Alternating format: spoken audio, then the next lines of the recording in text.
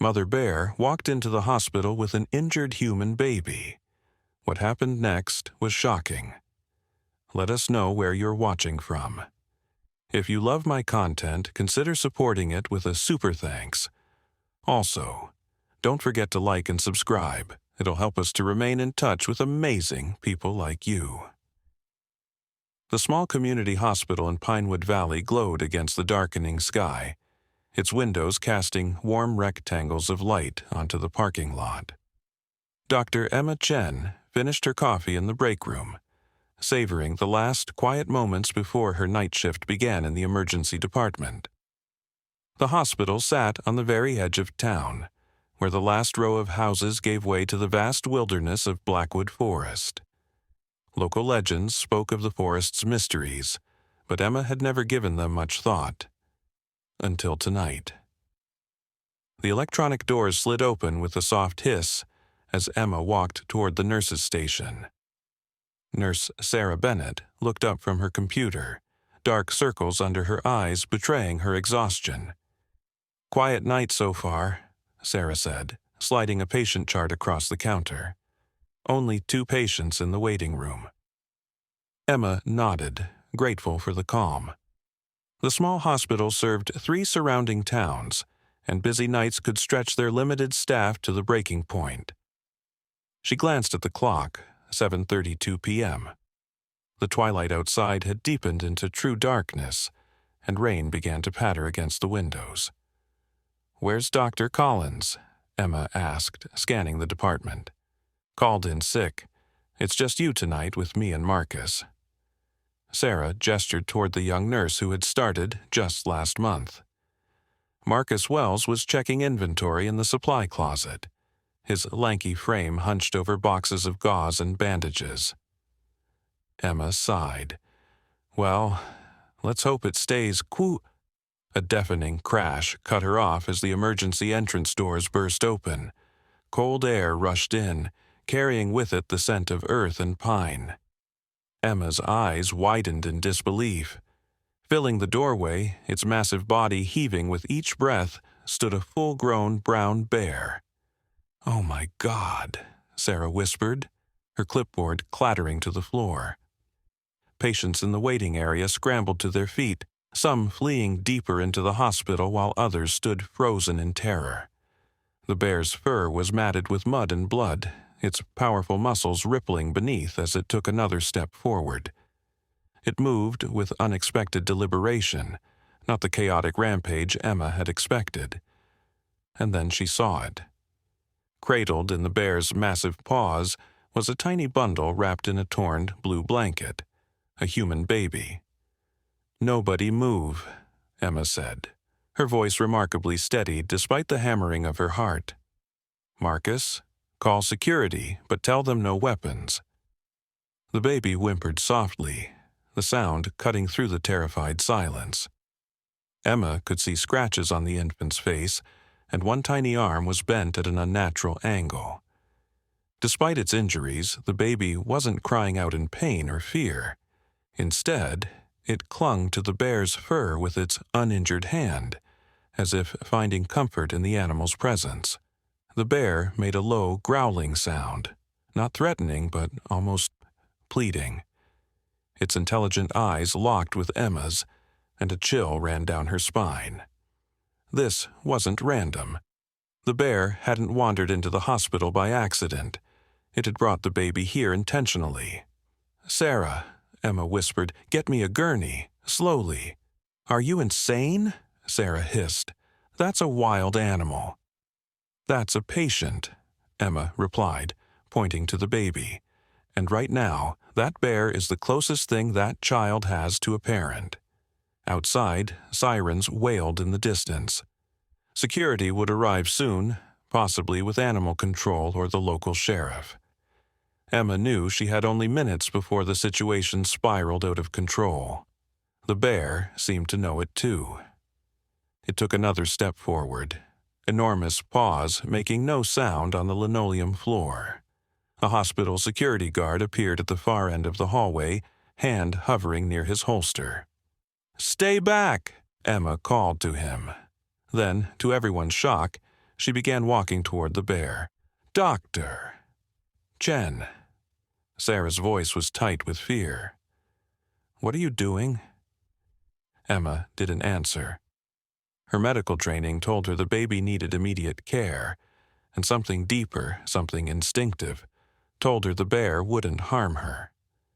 The massive animal watched her approach, its breath coming in clouds of vapor in the cold air from outside.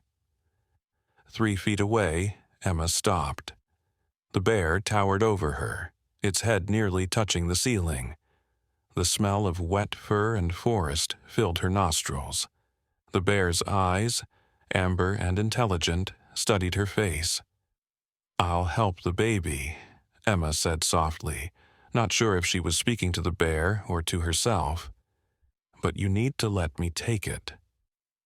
As if understanding her words, the bear lowered itself to its haunches, bringing the bundle closer to Emma's reach. The baby's eyes were half closed, its breathing shallow. Emma could see now that it was a boy, perhaps 6 months old. His dark hair was caked with dirt, and a silver locket hung around his tiny neck. With trembling hands, Emma reached for the child. The bear made no move to stop her, but she felt its hot breath on her arms as she carefully lifted the baby from its grasp.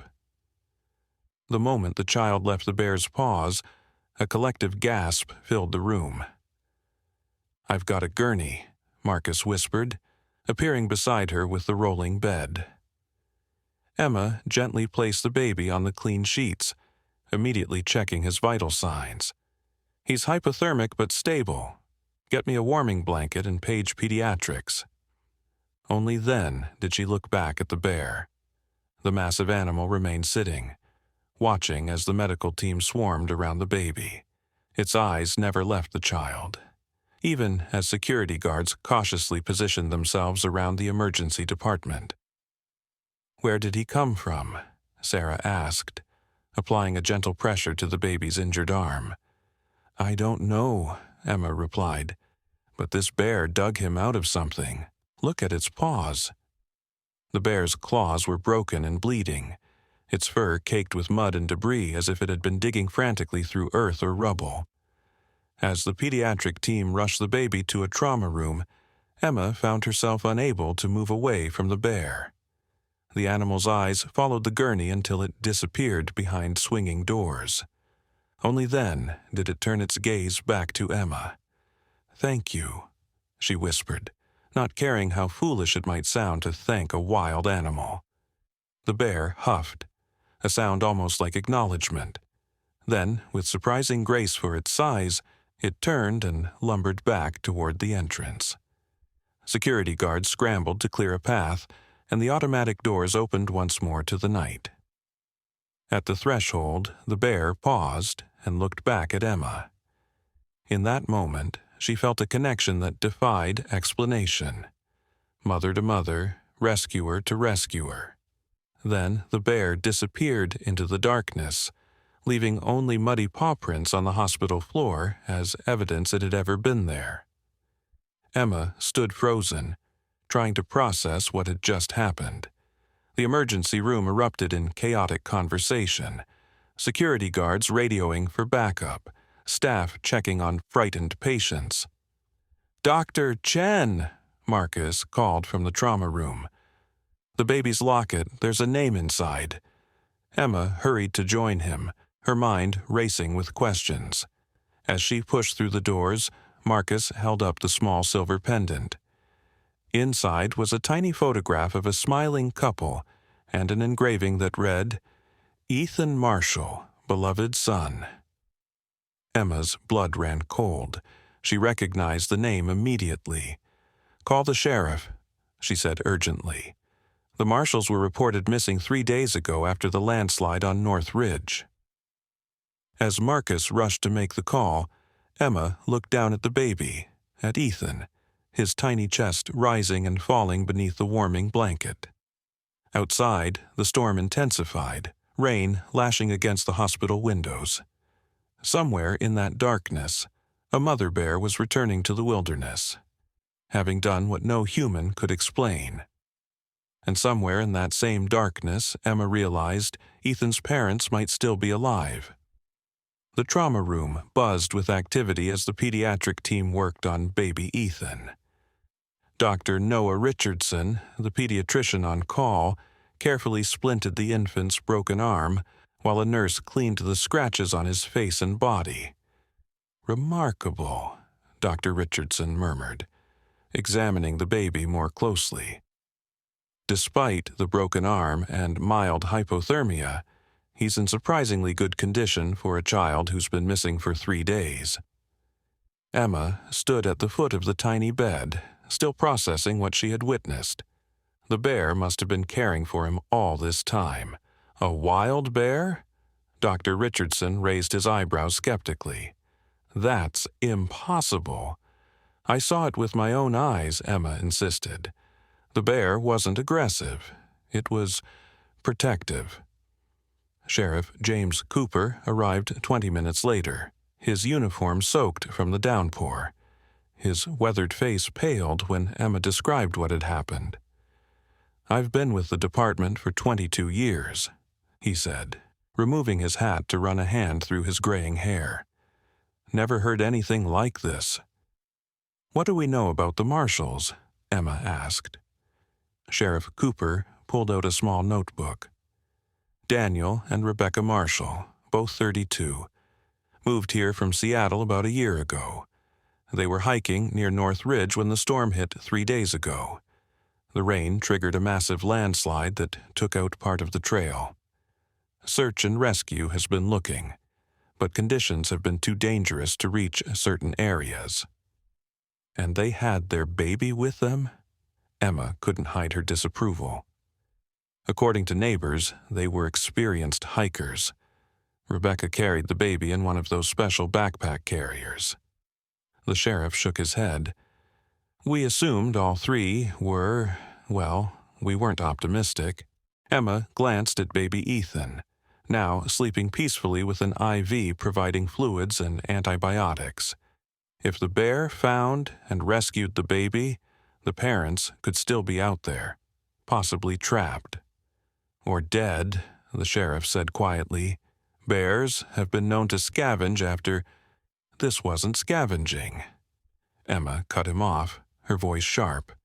"This bear dug that baby out and brought him to the one place he could get help.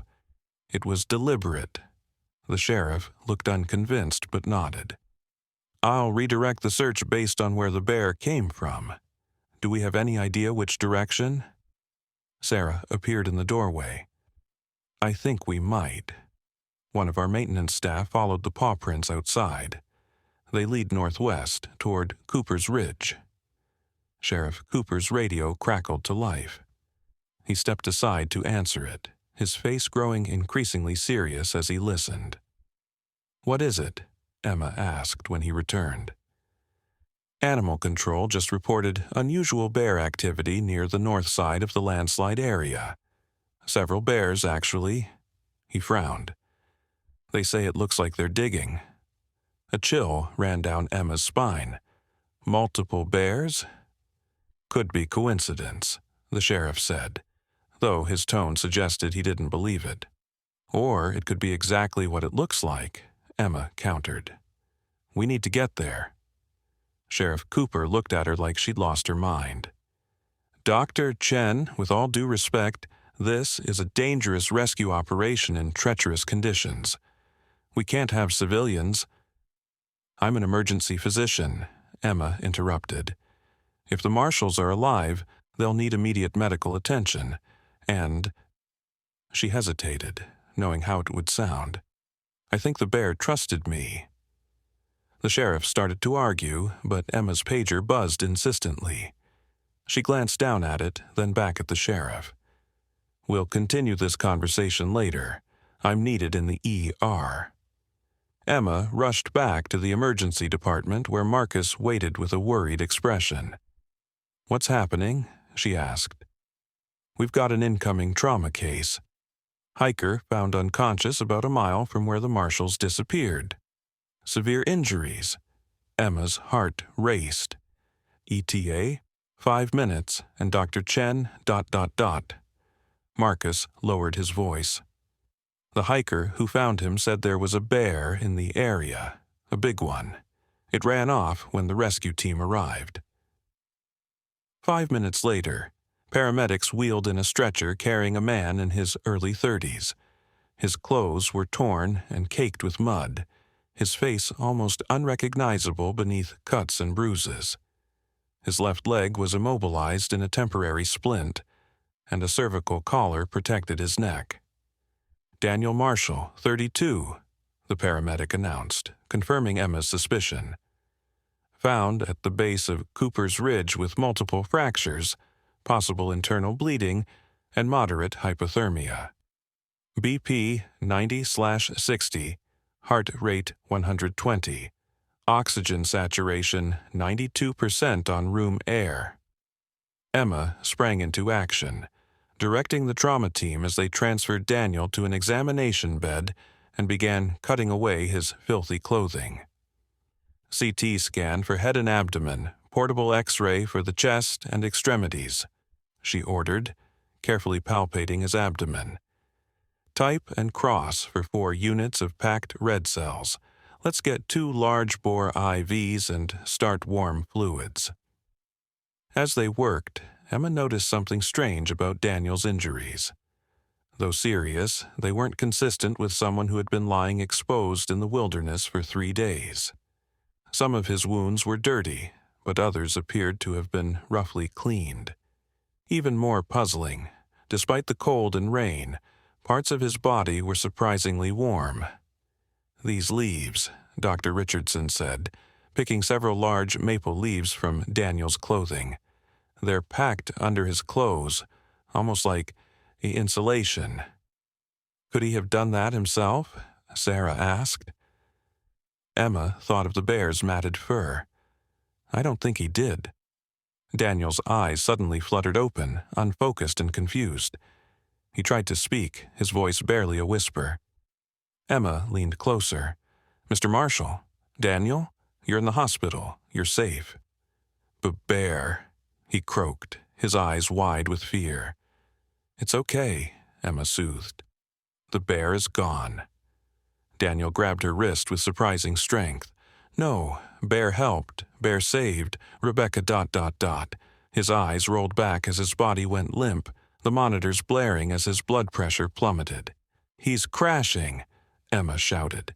"Push one of Epi and get the crash cart."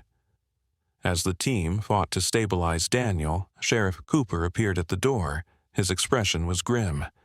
"Dr. Chen, we need to talk." "Now." Emma delegated care to Dr. Richardson and stepped outside the trauma room. "What is it?" The sheriff held up his phone, showing a video. The footage was dark and shaky, clearly taken from a helicopter searchlight.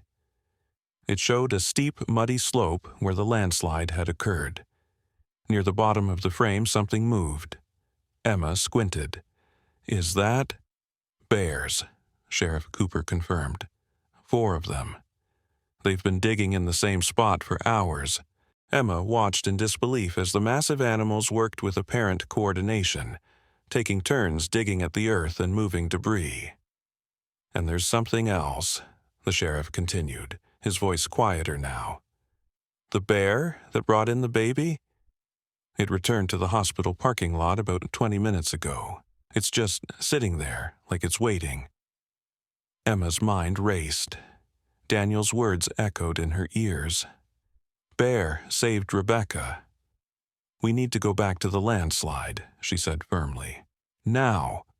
"You can't be serious," the sheriff protested.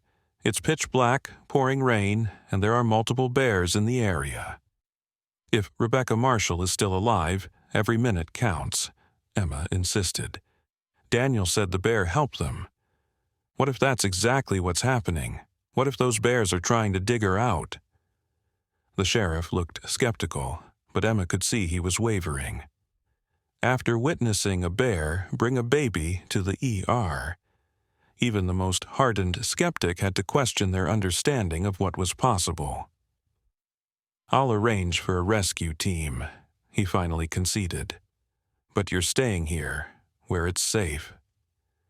Emma smiled thinly. With all due respect, Sheriff, I'm going whether you take me or not. And I think we might need our unusual visitor, the bear. Sheriff Cooper laughed humorlessly. You want to bring the bear that's sitting in our parking lot to a rescue operation? I think that's exactly why it came back, Emma said. It's trying to tell us something. Before the sheriff could respond, Marcus burst through the doors. Dr. Chen, the baby. Something's wrong with Ethan. Emma rushed to the pediatric unit, where baby Ethan was crying inconsolably, his tiny body rigid with distress. His vital signs were stable, but something was clearly wrong. He was sleeping peacefully and then just started screaming, the nurse explained. We've checked everything. Emma approached the crib, gently placing her hand on Ethan's chest. His cries softened slightly at her touch, but he remained agitated, his eyes moving frantically around the room. A strange thought occurred to her. Has he been like this since his father was brought in? The nurse nodded. Now that you mention it, yes, almost the exact same time. Emma picked up the baby carefully, mindful of his injured arm, and walked to the window. The parking lot was visible below, illuminated by security lights that cut through the rain. And there, just as the sheriff had said, sat the enormous brown bear, its fur slick with rain, eyes fixed on the hospital. As if sensing their presence, the bear looked up. The moment it spotted Emma holding Ethan, it stood on its hind legs, reaching an imposing height. Ethan's cries immediately quieted. Dr. Chen, Sheriff Cooper said from behind her, his voice tight with tension. Step away from the window. But Emma wasn't afraid. She was beginning to understand. The bear isn't threatening us, she said quietly. It's communicating. She turned to face the sheriff, still cradling Ethan. I think the bear knows where Rebecca is. I think it's been trying to lead us to her all along. Sheriff Cooper looked from Emma to the bear and back again. Years of training told him to secure the area, to protect the hospital from the wild animal. But he had also spent his life in these mountains, respecting the wilderness and its creatures. You really believe this bear wants to help us find Rebecca Marshall? Emma nodded. I do, and I think if we don't follow it soon, it might be too late. The sheriff sighed heavily. I must be out of my mind. He pulled out his radio. Cooper to dispatch. Assemble search and rescue at the north entrance to Cooper's Ridge. Medical team standing by and... He hesitated. Tell animal control to stand down. Repeat, all units stand down. Outside, the bear dropped back to all fours and began pacing, as if sensing the change in plans. Emma handed Ethan to the nurse. Keep him comfortable. I'm going with the sheriff. Wait, the nurse called as Emma headed for the door. What about the bear? How do you plan to follow it? Emma thought for a moment, then removed her hospital lab coat. We'll need something with the baby's scent. 20 minutes later, Emma found herself in a sheriff's department SUV, climbing the muddy access road toward Cooper's Ridge. She wore a borrowed search and rescue jacket over scrubs, her hospital ID still clipped to her pocket. In her hands was the blanket that had been wrapped around Ethan when the bear brought him in. The sheriff drove slowly, high beams cutting through the darkness and rain. Behind them, 2 more vehicles carried search and rescue personnel and medical equipment. This is insane, Sheriff Cooper muttered, knuckles white on the steering wheel as they navigated the treacherous road. Following a bear into the wilderness at night during a storm. Sometimes insanity is exactly what's needed, Emma replied, her eyes scanning the road ahead. The headlights suddenly illuminated a massive shape in the middle of the road. The bear sat waiting, its eyes reflecting the light like amber flames. "Stop the car," Emma said. The sheriff brought the vehicle to a halt 30 feet from the animal. The bear stood, shook its wet fur, and turned to look back over its massive shoulder before lumbering into the trees. "It wants us to follow," Emma said. "Off-road? In this weather?" The sheriff gestured at the steep, muddy slope beside the road. A sharp knock on the window made them both jump. A tall man with a weathered face and a search and rescue uniform peered in. "Mark Winters, team lead," he introduced himself when the sheriff lowered the window. "My team can proceed on foot from here. We've got equipment for difficult terrain." "The bear is leading us somewhere off the main road," Emma explained, expecting disbelief. Winters nodded seriously. "Sheriff filled us in on the situation. Strange as it sounds, I've worked in these mountains for 15 years. Animals sometimes know things we don't." He gestured to the group of rescuers gearing up behind him. "We're ready when you are." With flashlights, ropes, and medical equipment distributed among the team, they set off into the forest, following the bear's tracks in the mud. The rain had lessened to a drizzle, but the ground was treacherous, slick with mud and hidden roots. Emma clutched Ethan's blanket, occasionally holding it out as the bear's tracks became harder to follow. Each time, the animal seemed to sense their confusion and would reappear, waiting patiently before continuing on. They had hiked nearly a mile when Winters raised his hand, signaling the group to stop. Ahead, the ground dropped away sharply where the landslide had carved out a section of the mountainside. In the valley below, flashlights revealed the other bears, still digging methodically at the base of the slide. "That's where we need to go," Emma said, pointing. Winters assessed the slope. "We'll need to rappel down. The ground's too unstable for a direct descent." As the rescue team prepared their equipment, Emma noticed their bear guide growing agitated, pacing and huffing. "It thinks we're taking too long," she realized. As if confirming her suspicion, the bear let out a low, rumbling growl and started down the slope, choosing a longer but more gradual path than the sheer drop the humans faced. "We'll meet it at the bottom," Winters decided, helping Emma into a harness. "You ever rappelled before, Doctor?" "Chen?" Emma shook her head, suddenly aware of how far out of her depth she was. "Just lean back into the harness and walk yourself down slowly," he instructed. "I'll be right beside you." The descent was terrifying. Rain made the ropes slippery, and twice Emma lost her footing, swinging wildly before regaining control. By the time her feet touched the ground at the bottom of the slope, her heart was pounding and her hands were raw, despite the gloves Winters had lent her. But there was no time to recover.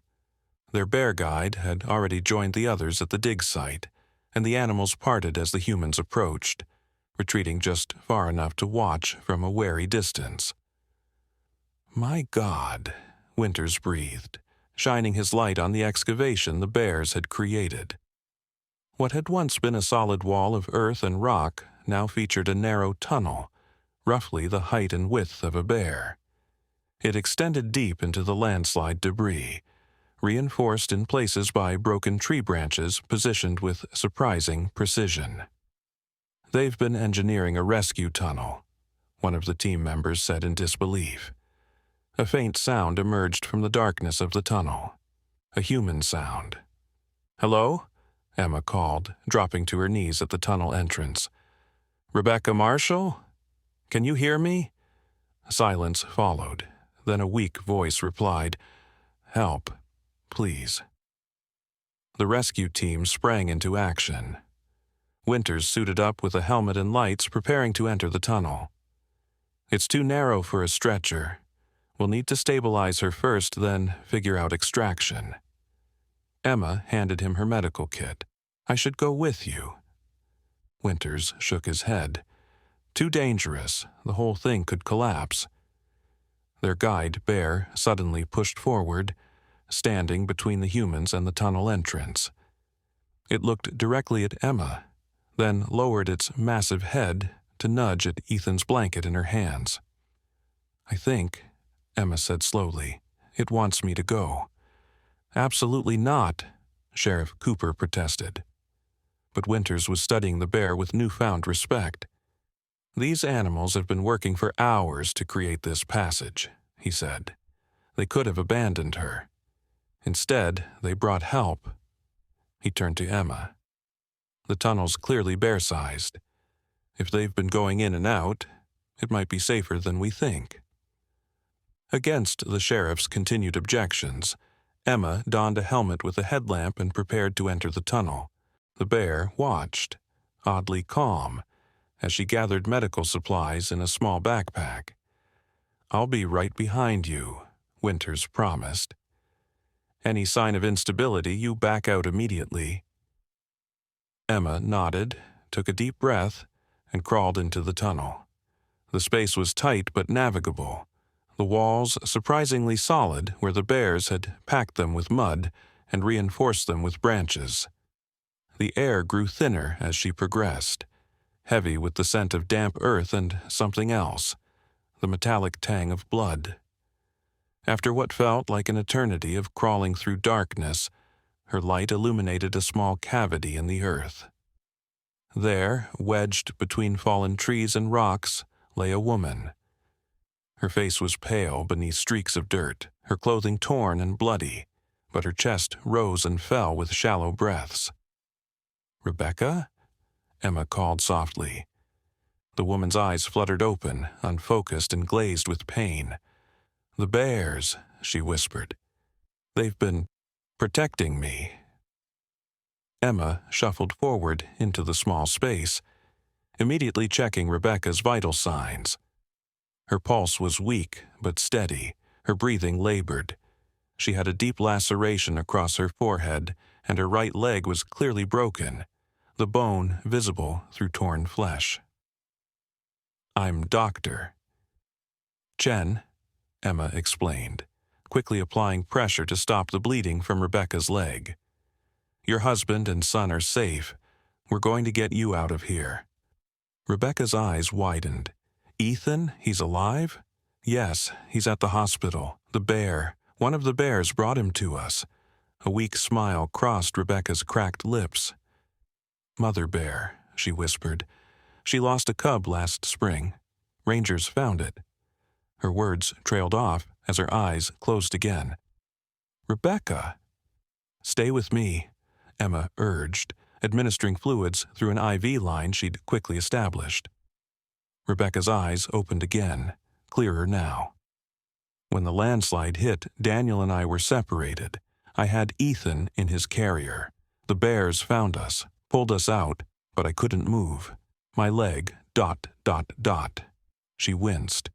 "The mother bear took Ethan. I thought she would." Tears filled her eyes. "I couldn't stop her, but she was so gentle with him." Emma worked as Rebecca spoke, stabilizing her leg and checking for other injuries. The space was too confined for proper examination, but Rebecca seemed remarkably free of life-threatening injuries beyond the broken leg and probable concussion. "How did you survive in here?" Emma asked, trying to keep Rebecca alert and talking. "The bears," she said simply. "They brought me food, berries, a fish once, and they—" She gestured weakly to the sides of the cavity, where Emma now noticed a thick layer of dry leaves and grass formed a kind of nest. "They kept me warm, took turns lying near the entrance." Winter's voice called from the tunnel. "Doctor, Chen, status?" "Patient is stable but needs immediate extraction," Emma replied. "Compound fracture of the right femur, possible concussion, mild hypothermia, but conscious and oriented." "We're setting up a pulley system," he called back. "Can you get her to the tunnel entrance?" Emma looked at Rebecca doubtfully. Moving her would be painful and potentially dangerous. "I heard that," Rebecca said, surprising Emma with her lucidity. I can move. I've been trying to crawl out for days, but I was too weak. With Emma's support, Rebecca began the agonizing process of dragging herself toward the tunnel entrance. Every movement brought fresh blood seeping from her leg wound, but her determination never wavered. "My husband?" she asked through gritted teeth. "How badly is he hurt?" Emma hesitated. "He's receiving treatment. He was the one who told us the bears helped you." Rebecca nodded, then froze. "Listen."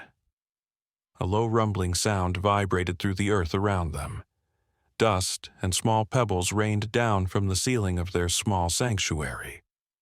"The tunnel's collapsing," Emma realized with horror. "We need to move now." She helped Rebecca into the narrow passage, the injured woman crying out in pain as her broken leg dragged behind her. The rumbling intensified, and larger chunks of earth began falling around them. "Winters!"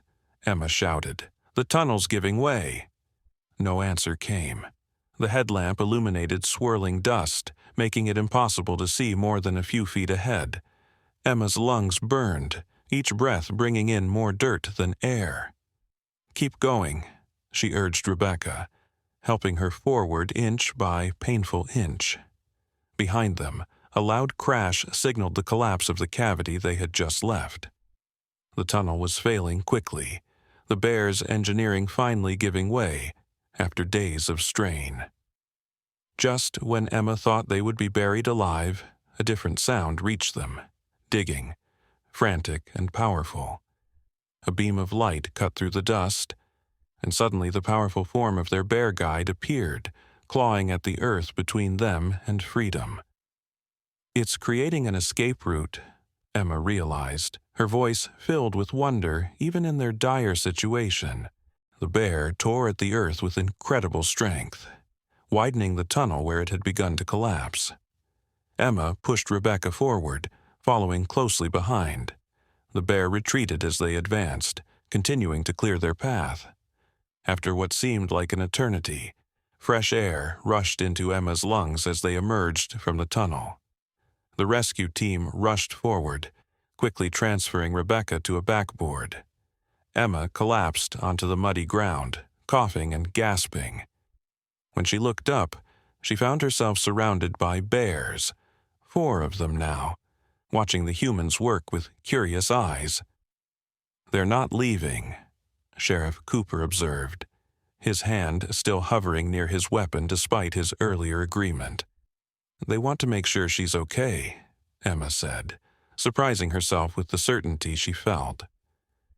As the rescue team prepared Rebecca for the difficult journey back up the slope, Emma approached the bear that had guided them, the mother bear, she now understood. The massive animal watched her without aggression, its intelligent eyes reflecting the rescue team's lights.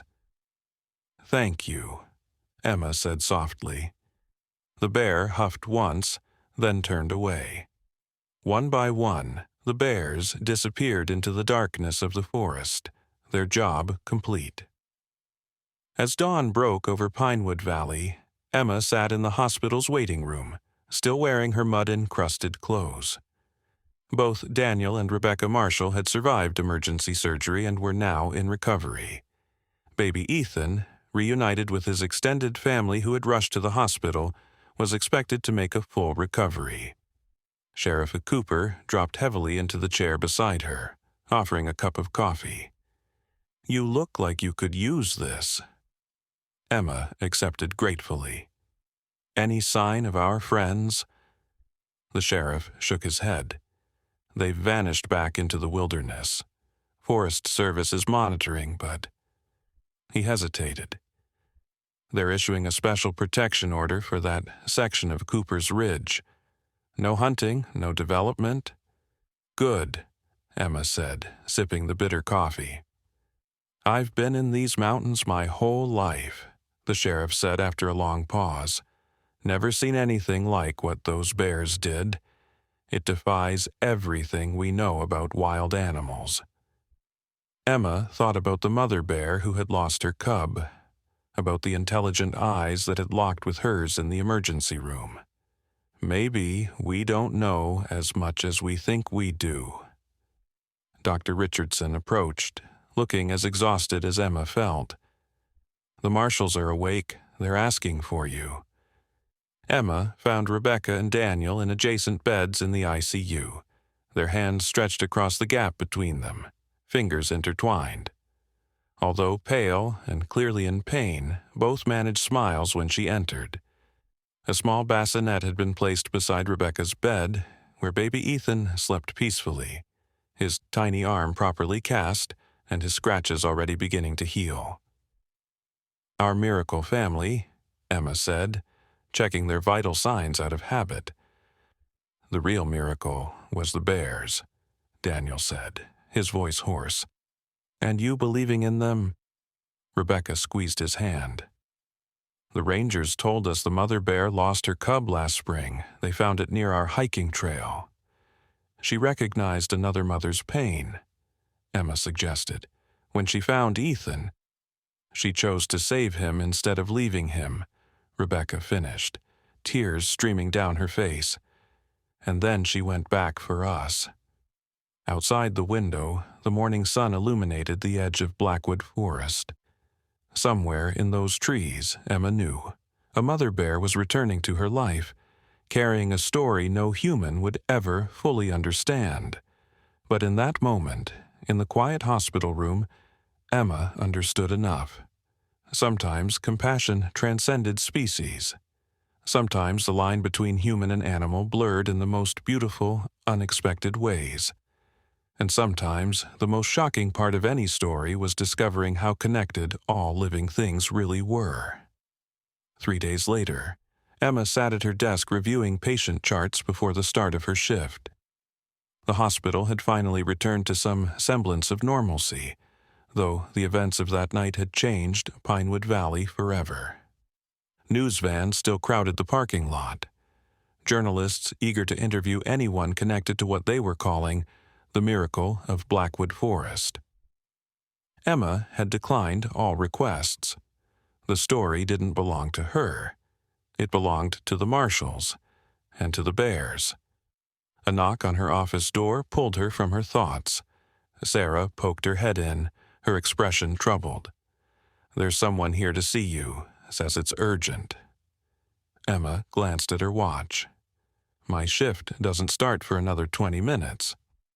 "It's not a patient," Sarah said, lowering her voice. "It's Garrett Wilson, the developer." Emma's stomach tightened. Everyone in town knew Wilson. Enterprises had purchased a large tract of land on the northern edge of Blackwood Forest, land that included much of Cooper's Ridge.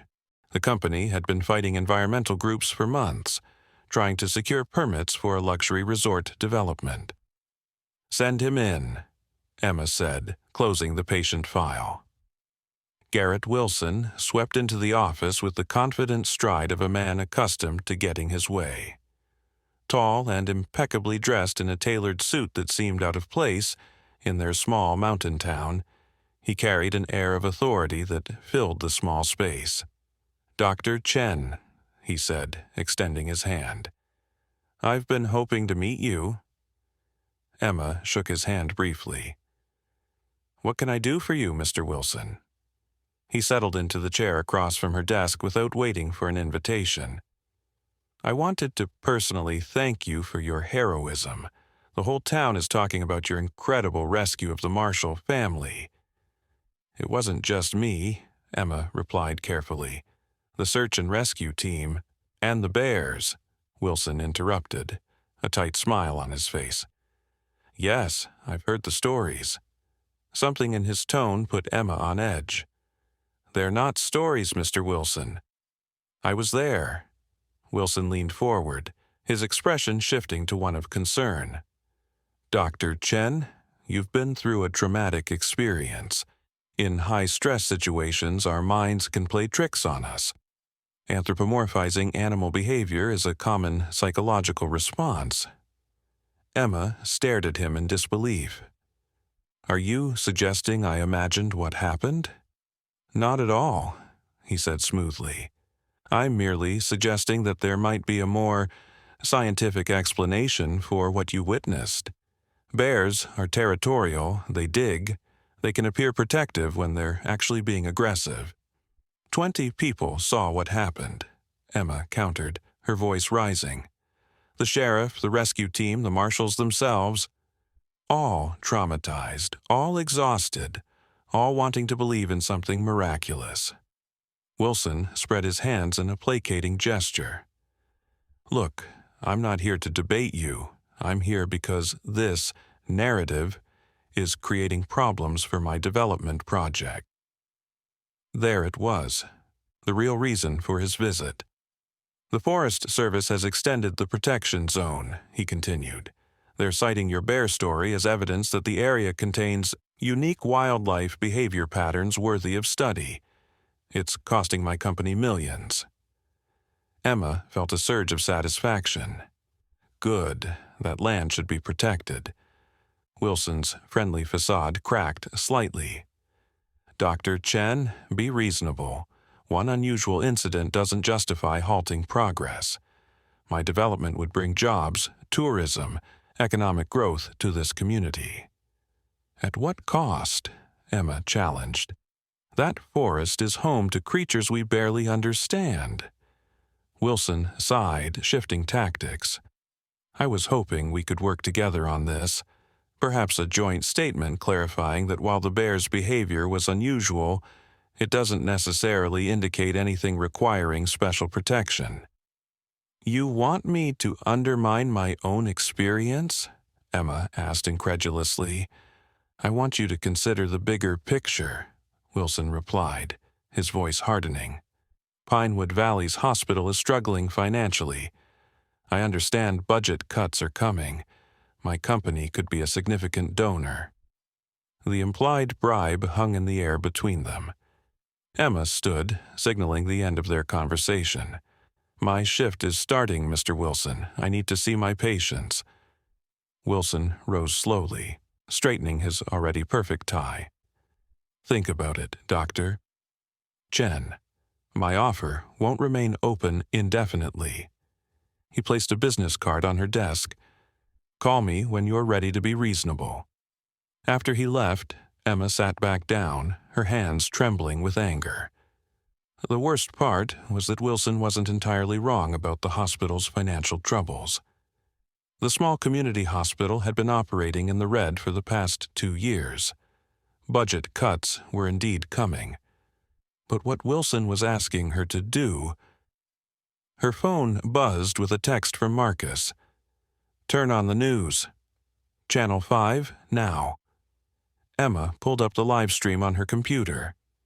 The local news anchor looked grave as she reported from the edge of Blackwood Forest, confirming that shots were fired early this morning on Cooper's Ridge.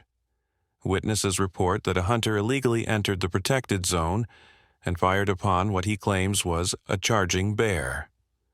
Forest Service officials have not confirmed whether any animals were injured, but blood trails were found at the scene. Emma's blood ran cold. Despite the protection order, someone had gone after the bears. She grabbed her phone and dialed Sheriff Cooper. I was just about to call you, he said when he answered. It's bad, Emma. How bad? We found blood, a lot of it, and tracks leading deeper into the forest. The mother bear? Emma asked, dreading the answer.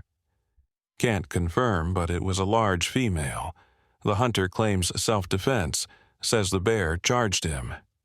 That's bull... Emma stopped herself. Those bears weren't aggressive.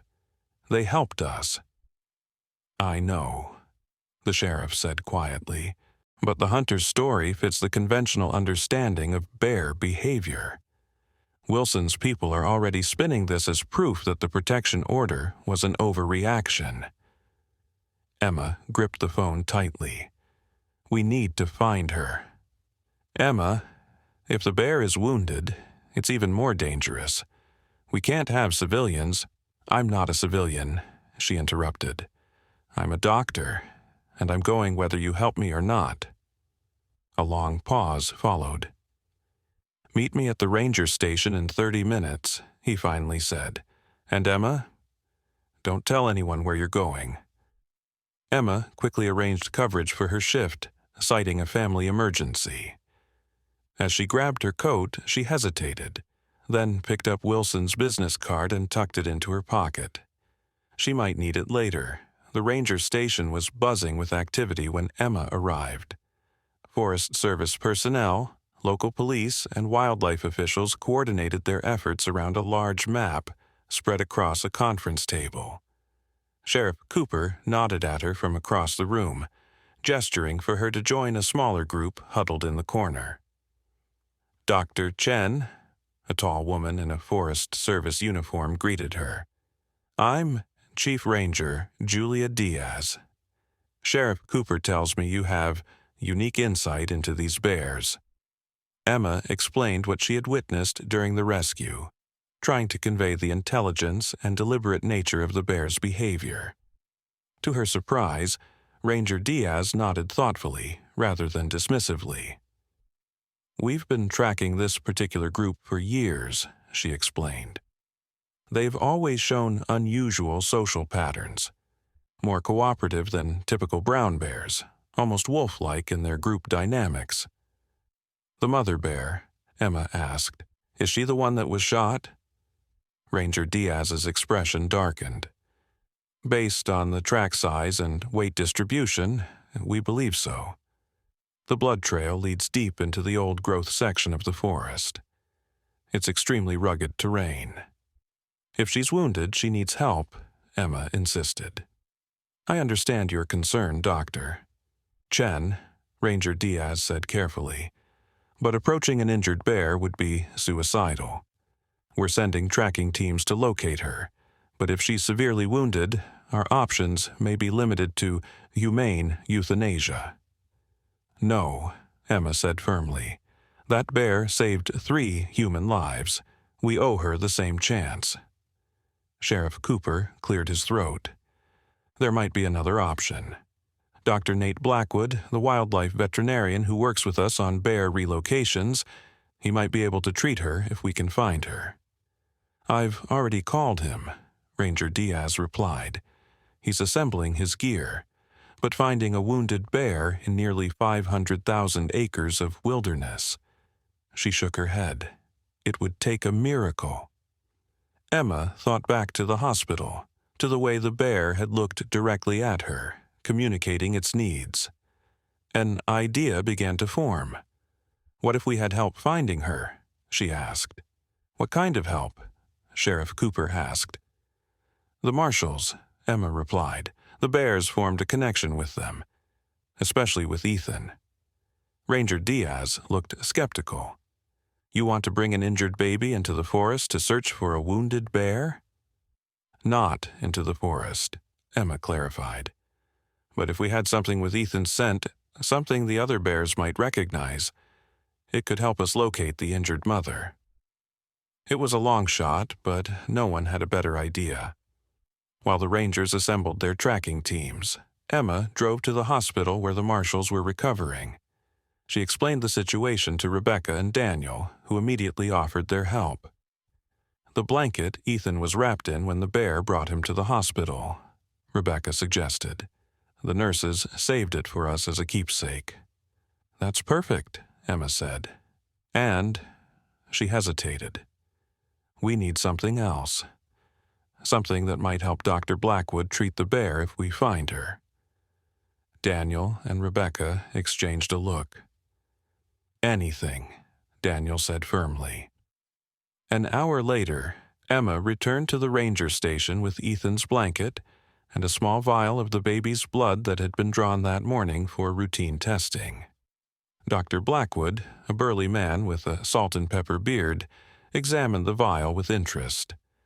"Bears have a highly developed sense of smell," he explained.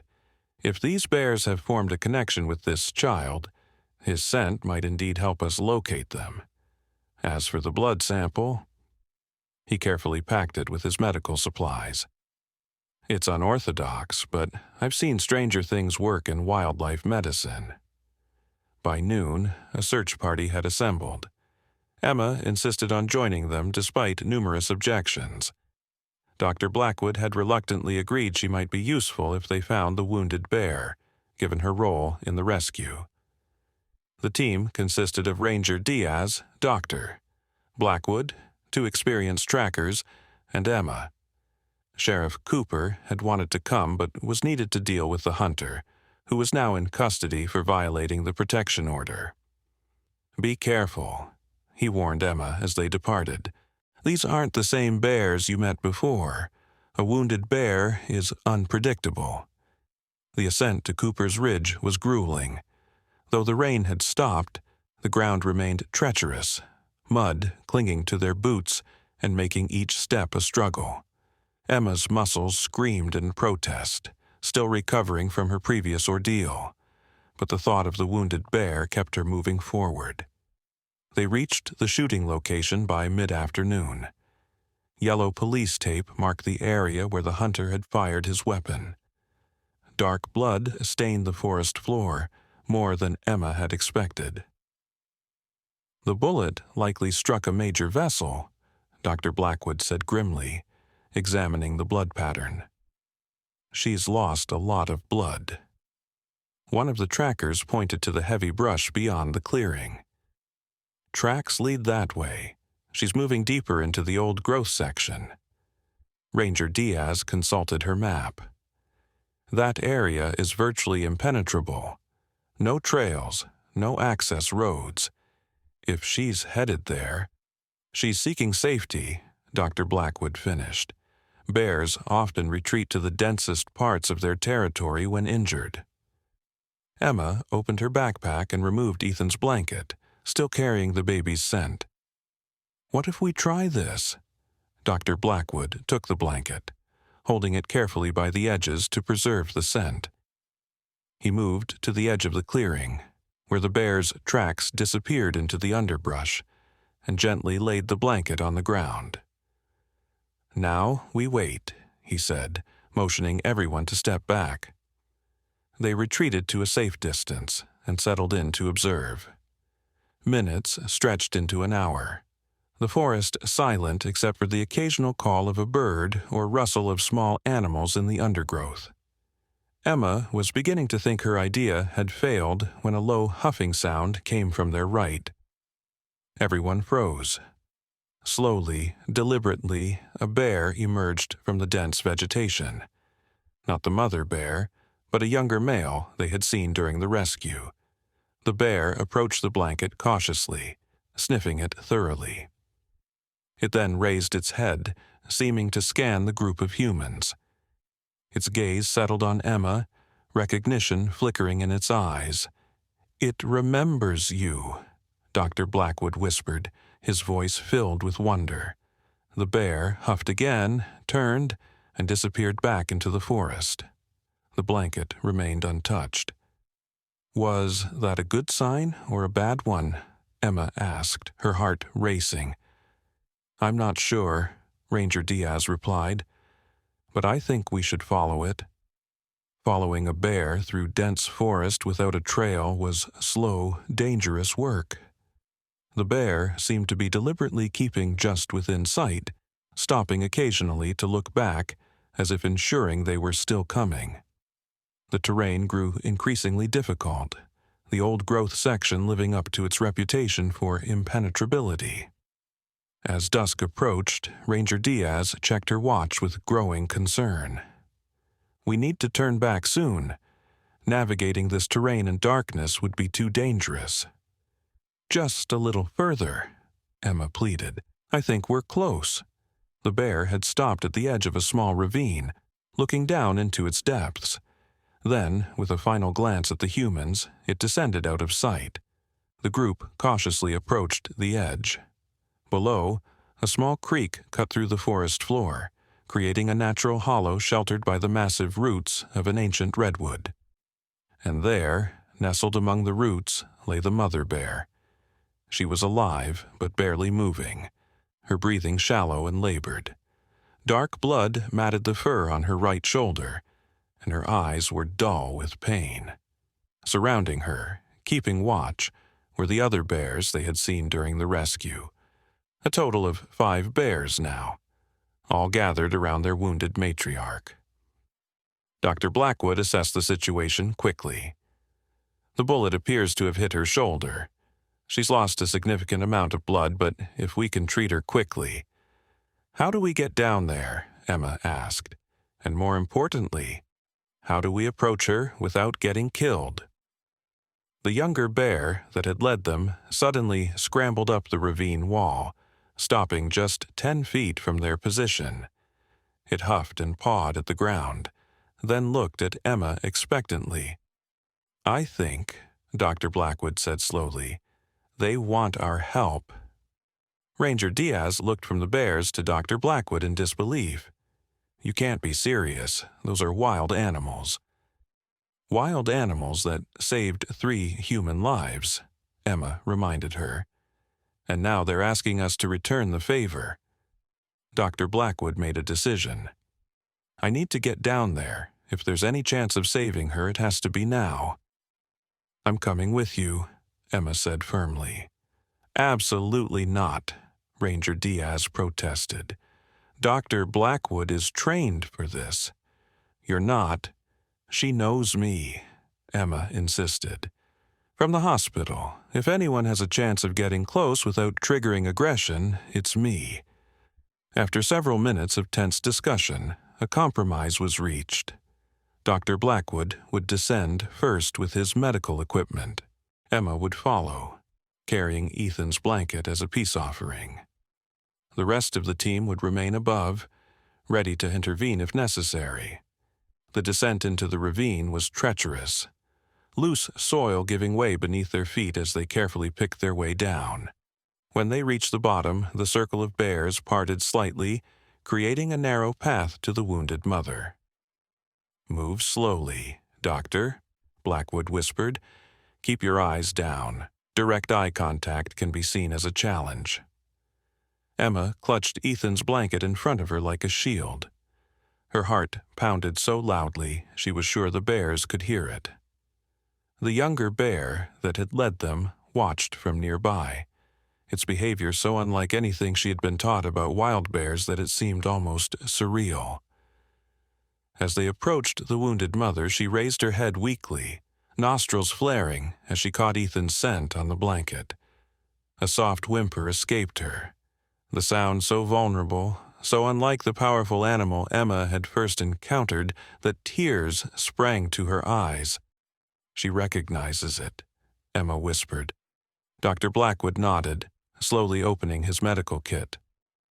We need to sedate her to treat the wound. Keep her calm while I prepare the injection. Emma knelt beside the massive animal, placing the blanket where she could smell it. The mother bear's eyes, though clouded with pain, fixed on Emma's face. We're here to help, Emma said softly, knowing the bear couldn't understand her words, but hoping her tone conveyed her intent. Your family needs you, just like Ethan needed you. The bear's breathing seemed to steady as Emma spoke. When Dr. Blackwood approached with the sedative, she made no move to resist. The injection went smoothly, and within minutes the bear's eyes drifted closed as the sedative took effect.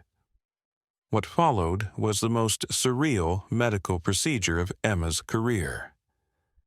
Under the watchful eyes of the Bear family, Dr. Blackwood worked quickly to clean and treat the gunshot wound.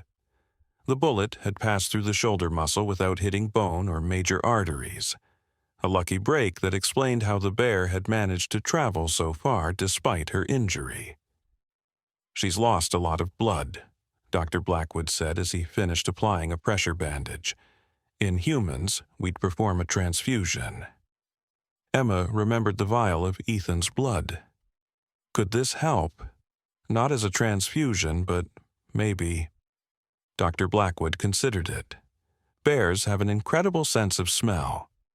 If she associates this scent with safety, with survival. He carefully applied a tiny amount of the blood to the bandage. Sometimes medicine is as much about belief as science. Throughout the procedure, the other bears maintained their distance, watching intently but never interfering. Their behavior defied everything Emma had been taught about bear social structures and responses to humans. "We're witnessing something extraordinary," Dr. Blackwood said as he packed up his equipment. "These bears are functioning as a family unit, with complex social bonds. They sought human help not once, but twice. It challenges everything we think we know about them." As darkness fell, they faced a difficult decision. The sedative would wear off in a few hours, but the mother bear was in no condition to move. Leaving her vulnerable in the ravine overnight seemed risky, yet trying to transport her was impossible with their limited resources. "We'll stay with her," Dr. Blackwood decided. "Ranger Diaz can send the others back for additional supplies and personnel. We'll need a specialized team to evacuate her safely." "I'm staying too," Emma said, leaving no room for argument. Ranger Diaz reluctantly agreed, promising to return at first light with reinforcements. Before departing, she handed Emma a satellite phone. "Signal is spotty, but if there's an emergency—" As night engulfed the forest, Emma and Dr. Blackwood settled in for a long vigil. They built a small fire for warmth and light, careful to maintain a respectful distance from the sedated bear. To their amazement, the other bears remained nearby, occasionally circling the perimeter as if standing guard. "It's like they understand we're trying to help," Emma observed. Dr. Blackwood nodded. "There's a theory that animals that have positive interactions with humans can pass that knowledge to others in their group. These bears may have learned that humans can be allies, not just threats." "The mother bear lost a cub last year," Emma said, remembering what Rebecca had told her. "Rangers found it near the Marshall's hiking trail. Grief changes animals just as it changes people," Dr. Blackwood replied softly. "Perhaps, when she found Ethan, she saw a chance to save someone else's child when she couldn't save her own." As the night wore on, Emma found herself struggling to stay awake. The events of the past week had left her physically and emotionally drained. Dr. Blackwood noticed her exhaustion. "Get some rest," he urged. "I'll wake you if anything changes."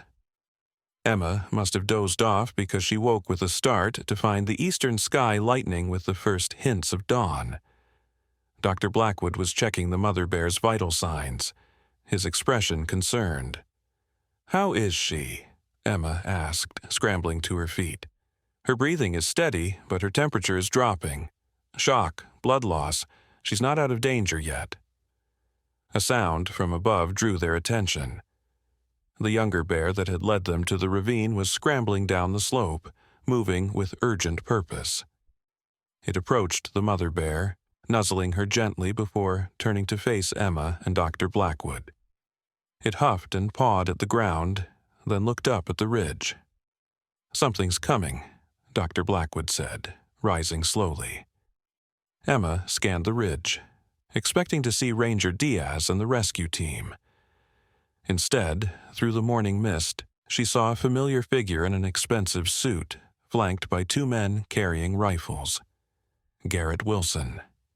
"How did he find us?" Emma whispered in horror. Dr. Blackwood's expression darkened. "The hunter. He must have told Wilson where he shot the bear." The bears sensed the danger immediately. The younger bear positioned itself between the humans on the ridge and the wounded mother, a low growl rumbling in its chest. The others emerged from the forest, forming a protective circle. "Stay calm," Dr. Blackwood advised. Any sudden movements could trigger a defensive response, from the bears or from those men. Wilson spotted them and called down. "Doctor, Chen, quite a camping trip you've chosen. My security team and I were concerned when we heard you were out here overnight." "This area is under a protection order, Wilson," Emma called back. "You have no right to be here." "Actually, Wilson replied smugly. I received special permission to survey my property this morning. The protection order has been temporarily suspended while the Forest Service reviews new evidence suggesting the bears pose a public safety threat. Emma felt sick. Wilson must have pulled strings, used his influence to override the protection order, and now he had caught them treating the very bear he wanted to prove was dangerous. The bear was shot illegally, Dr. Blackwood shouted. We're providing emergency medical treatment. Wilson's laugh echoed through the ravine. Emergency treatment? For a bear? I'm sure the medical board will find that fascinating, Doctor. Chen. Operating outside your license, administering controlled substances to wildlife without proper authorization. Emma felt trapped. Wilson was right. She had no legal authority to be treating the bear. If he reported her, her medical license could be in jeopardy. What do you want, Wilson? She demanded. The same thing I wanted yesterday, he replied. Your cooperation.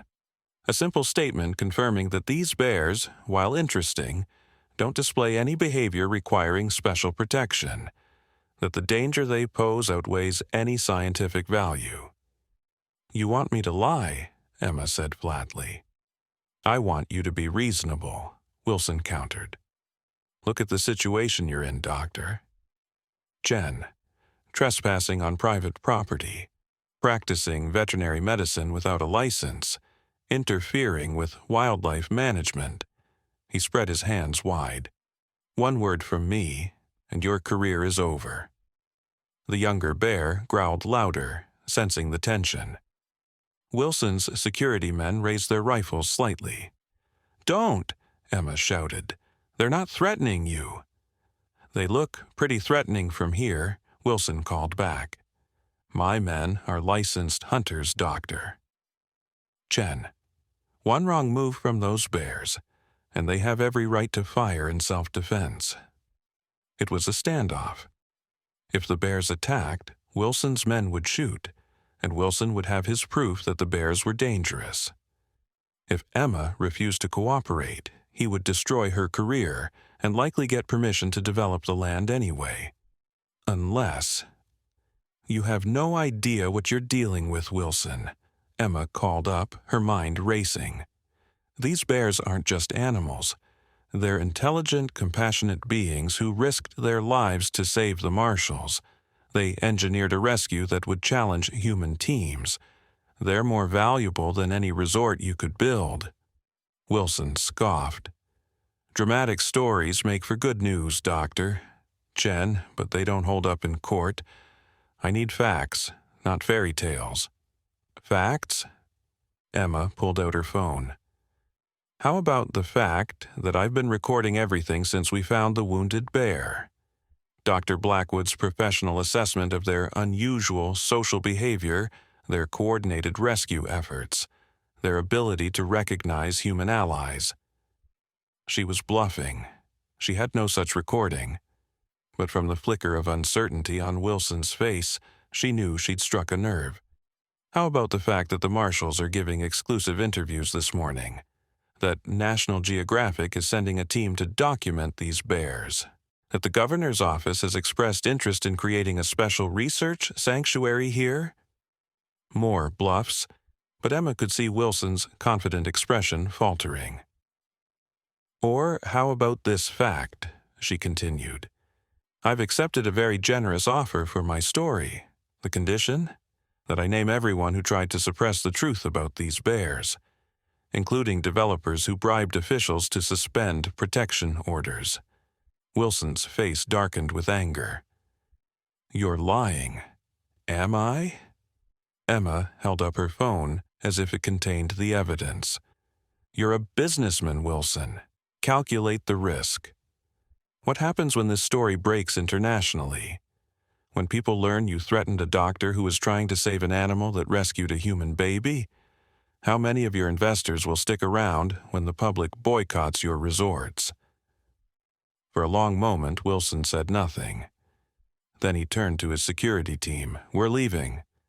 This area is clearly unsafe." "That's right," Emma called after him. "And I suggest you drop your appeal against the protection order. It would be a shame if your involvement in this morning's incident became public knowledge."